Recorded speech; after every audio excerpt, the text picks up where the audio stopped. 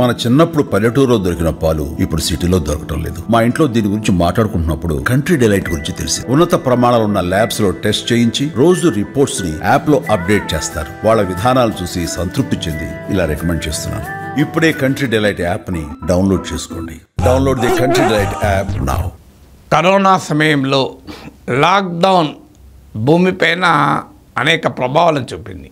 అందులో ఒక ముఖ్యమైన ప్రభావం, ఒక రకంగా సానుకూల ప్రభావం ఏంటంటే భూమిపైన కాలుష్యం బాగా తగ్గింది.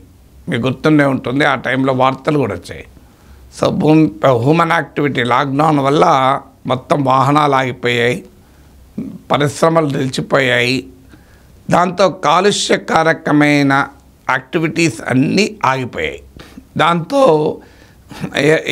ఎయిర్ పొల్యూషన్ కానీ అన్ని రకాల పొల్యూషన్లు ఆగిపోయాయి. సో ఇది ఇలా ఎర్త్ మీద ప్రభావం చూపాము అన్న సంగతి మనకు తెలుసు. ఈవెన్ మీకు అనేక రకాల పరిణామాలు, మార్పులు భూమిపైన చూసాం మనం. కానీ ఇంట్రెస్టింగ్ థింగ్ ఏంటంటే భూమినే కాదు, చంద్రునిపై కూడా ప్రభావం పడింది అనేది ఇప్పుడు శాస్త్ర పరిశోధకుల వాదన. ఏంటి వాదన అంటే ఏప్రిల్ మే 2020 అంటే మార్చ్ చివరి వారంలో లాక్డౌన్ విధించారు, మీకు గుర్తుండే ఉంటుంది. సో ఏప్రిల్ మే 2020 అంటే సరిగ్గా నియర్లీ 5 ఇయర్స్ దగ్గర వస్తుంది. అప్పుడు ఈ లాక్డౌన్ వల్ల భూమిపైన కాలుష్యం తగ్గడం వల్ల చంద్రుని ఉపరితల ఉష్ణోగ్రత తగ్గింది అని, సర్ఫేస్ టెంపరేచర్ చంద్రుడిపై కూడా తగ్గినాయి, చంద్రుడు చల్లబడ్డాడు అని. చదువుతోనే సమాజంలో మార్పు సాధ్యమని నమ్మిన వ్యక్తి, మారుమూల గ్రామంలో పుట్టి వేలాది మందిని మేధావులుగా తీర్చిదిద్దిన విద్యావేత్త, మనలో ఒకడు మల్క కొమురయ్యకు టీచర్స్ ఎమ్మెల్సీ ఎన్నికల్లో మొదటి ప్రాధాన్యతగా ఓటేద్దాం, గెలిపిద్దాం. ఎందుకంటే అఫ్కోర్స్ స్పేస్ ఇది ఇంటర్ రిలేటెడ్.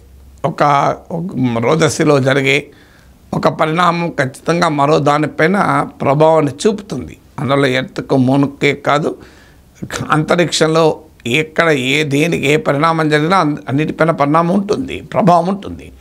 కానీ ఇప్పుడు శాస్త్రవేత్త monthly notices of the royal అస్ట్రానమికల్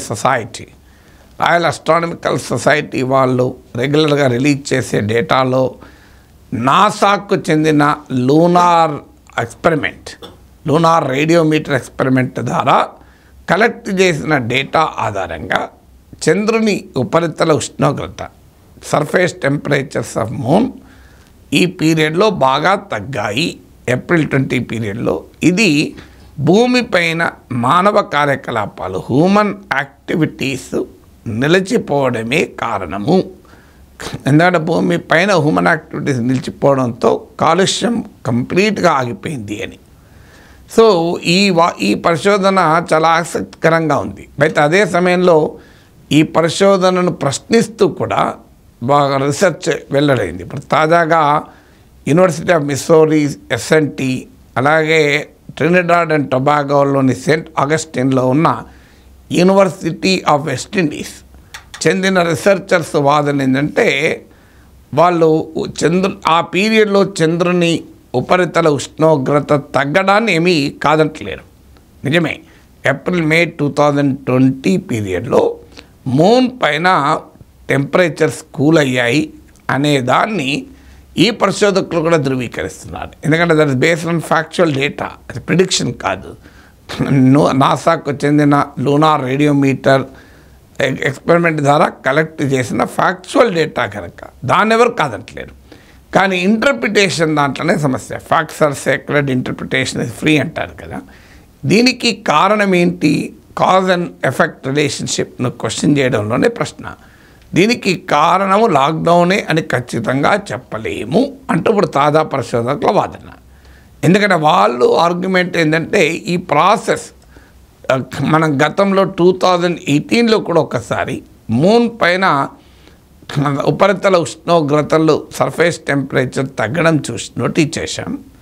అందువల్ల ఇది కేవలం 2020 కోవిడ్ టైంలో జరగలేదు, కోవిడ్కి చాలా ముందు కూడా ఇదే రకంగా టెంపరేచర్స్ ఫాల్ కావడం చూసాం.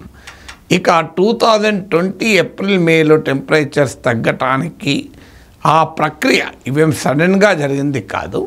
2019 నుంచే తగ్గుతూ వచ్చి 2020 ఏప్రిల్ మేలో స్పష్టంగా మనకు ఇంపాక్ట్ చూపెట్టింది. అంటే కోవిడ్ మొదలు కూడా కాకముందే ఈ ప్రాసెస్ మొదలైంది అనేది ఇంకో వాదన. బట్ ఏదైనా it's a very interesting finding. Of course research ఇంకా కంక్లూజివ్గా ఎస్టాబ్లిష్ చేయలేదు. ఒక రీసెర్చ్ ప్రకారమేమో ఉష్ణోగ్రతలు తగ్గటానికి భూమిపైన లాక్డౌన్ కారణమని, ఇంకో రీసెర్చ్ ఏమో అలా ఖచ్చితమైన కాజేటివ్ రిలేషన్ చెప్పలేము అని వాదన. బట్ ఏదైనా అందరు రీసెర్చర్స్ ఒప్పుకునేది భూమిపైన లాక్డౌన్ ఉన్న సమయంలో చంద్రుని పైన మాత్రం టెంపరేచర్ తగ్గింది, చల్లబడ్డది. ఎందుకు చల్లబడ్డది, దీనికి దానికి సంబంధం ఉందా లేదా, ఎవరి వాదన వారిదే.